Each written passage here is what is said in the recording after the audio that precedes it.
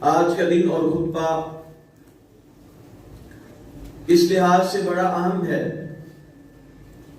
کہ اللہ تبارک و تعالی نے پھر سے ایک مرتبہ ہماری زندگی میں رمضان مبارک کی بہاریں رونقیں ہم کو نصیب کی ہیں، میسر کی ہیں۔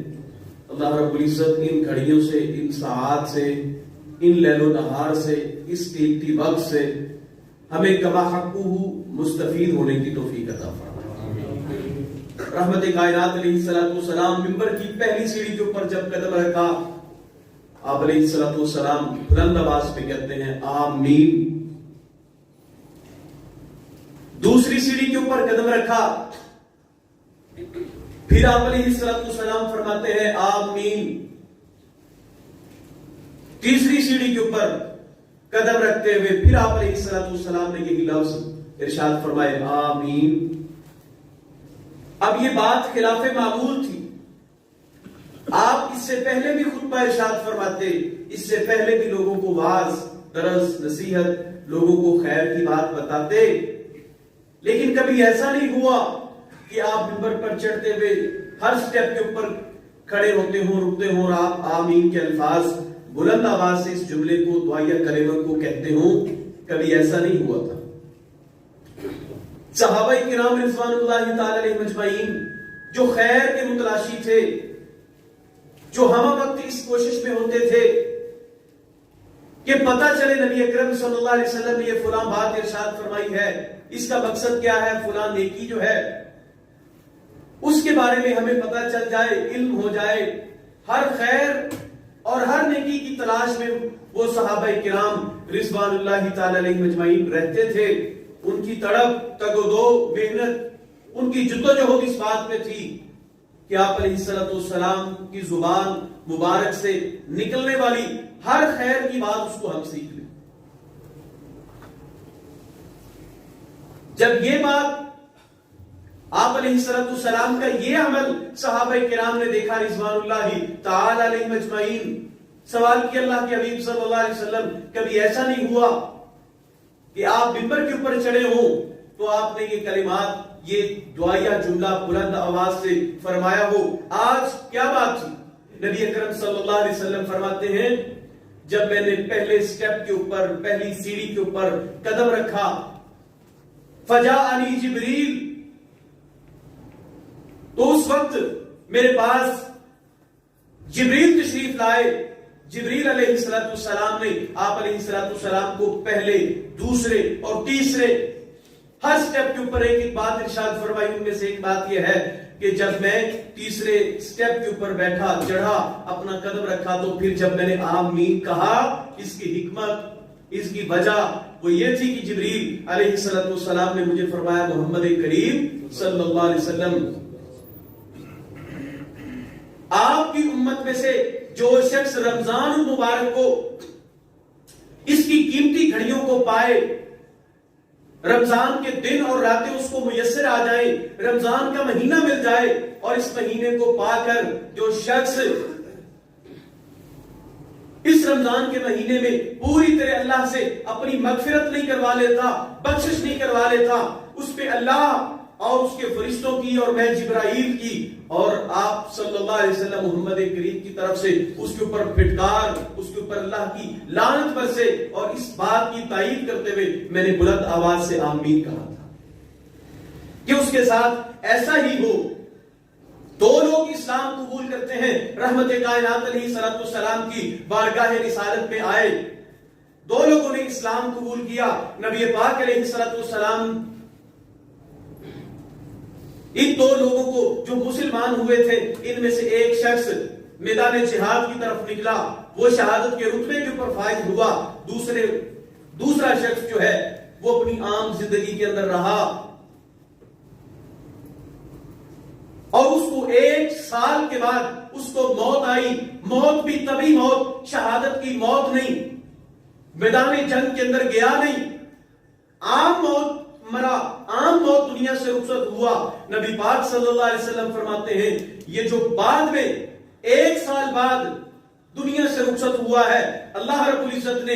اس کو جنت میں اس مرنے والے سے، اس شہید سے جو میدان جنگ کی طرف چلا گیا تھا، اس سے پہلے اللہ نے اس کو بعد میں جانے والے کو جنت میں داخل کر دیا۔ سوال یہ پیدا ہوتا ہے، یہاں پہ غور کرنے کی بات یہ ہے، ہر شخص اس بات کو سمجھتا ہے شہادت کا اتنا رتبہ ہے، جہاد ایسا عظیم عمل ہے، تو پھر یہ کیا ہوا کہ شہید آج جس شہادت کے رتبے کے اوپر فائز ہوا، اور ایک عام شخص جو 1 سال بعد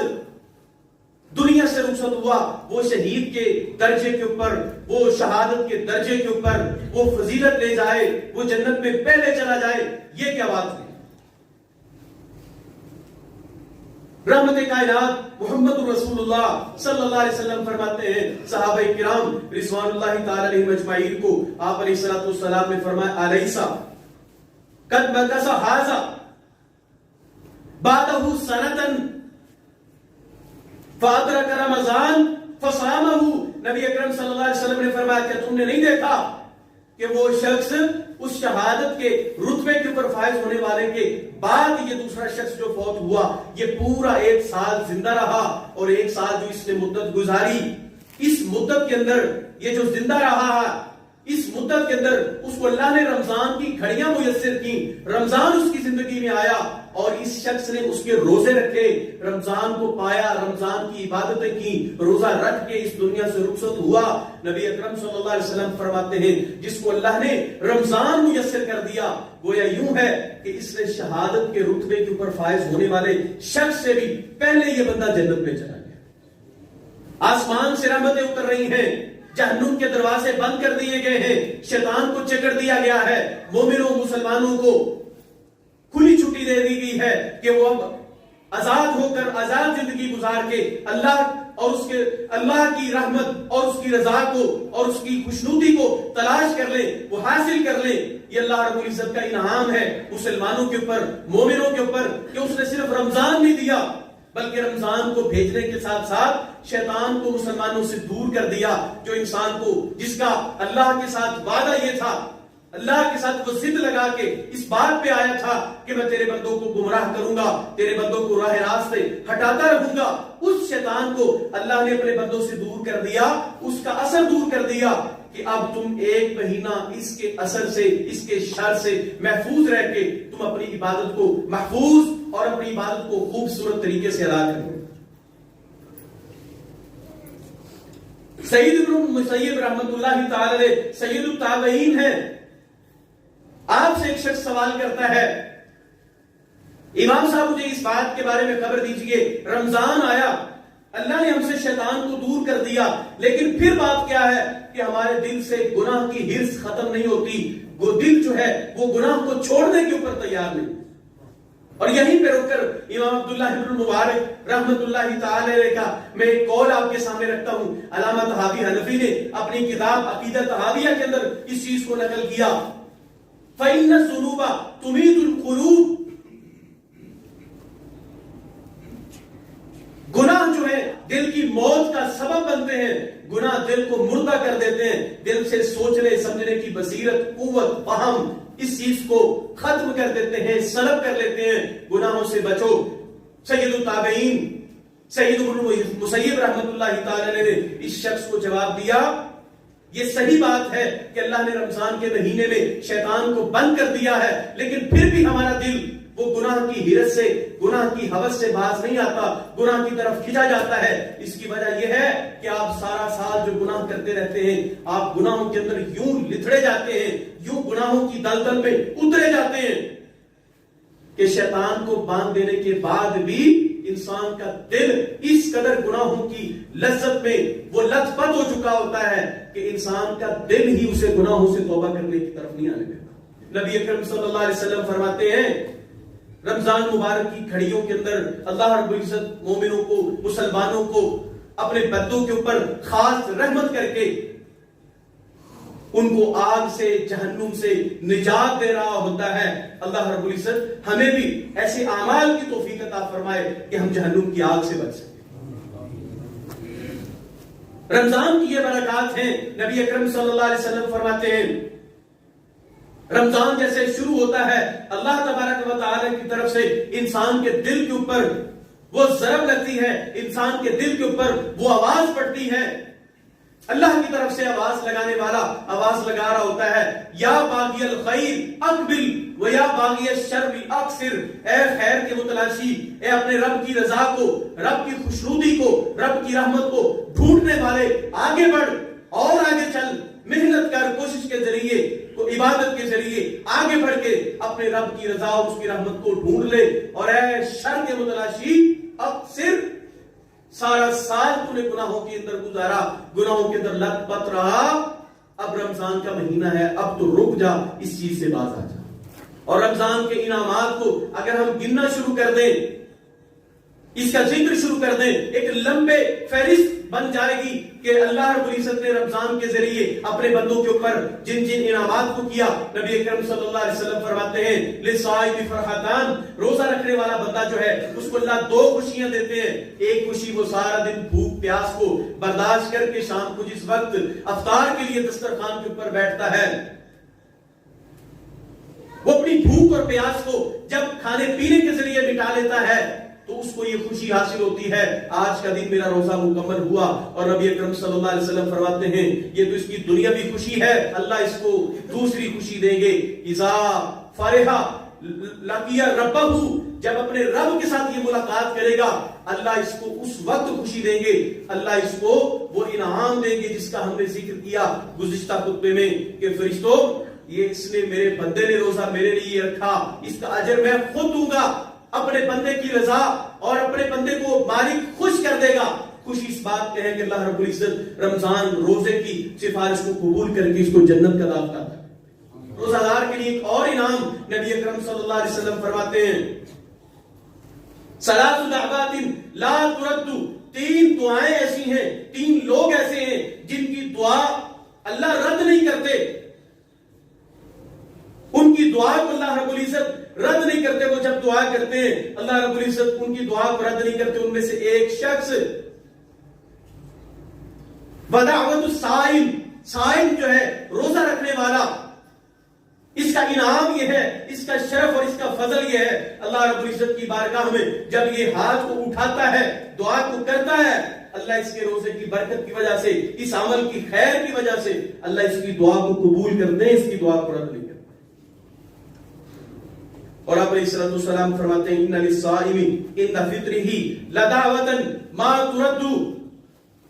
روزہ دار کے لیے جب وہ افطاری کرنے کے لیے افطار کے وقت میں اپنے دسترخوان کے اوپر بیٹھتا ہے، افطار کا وقت قریب ہوتا ہے، اس افطار کے وقت میں اللہ رب العزت اس صائم روزہ رکھنے والے کو ایک دعا کا اختیار دیتا ہے، اس کے پاس ایک دعا ہوتی ہے، افطار کا وقت ہوتا ہے، اس وقت کو اگر یہ صحیح سے استعمال کر کے اللہ کے ہاں ہاتھ اٹھا کے دعا کر لے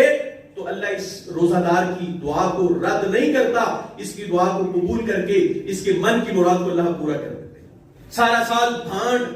میراثی اور سارا سال جو ہے میڈیا کے اوپر بیٹھ کے والگیرٹی پھیلانے والے ان اینکر پرسنز کی اور ان اینکرنیوں کی کہ جو رمضان مبارک کے اندر آ کے پھر رمضان افطار ٹرانسمیشن اور سحر ٹرانسمیشن کو لے کے بیٹھے ہوتے ہیں اور مسلمانوں کو